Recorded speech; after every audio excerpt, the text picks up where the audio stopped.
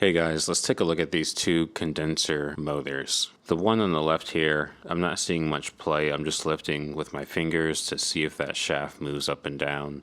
There's no wiggle room. That one's good.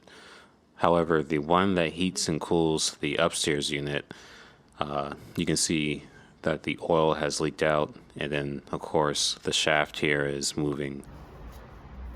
Let me know in the comments below if you guys would recommend replacing this condenser motor, or would you just wait until it seizes up completely?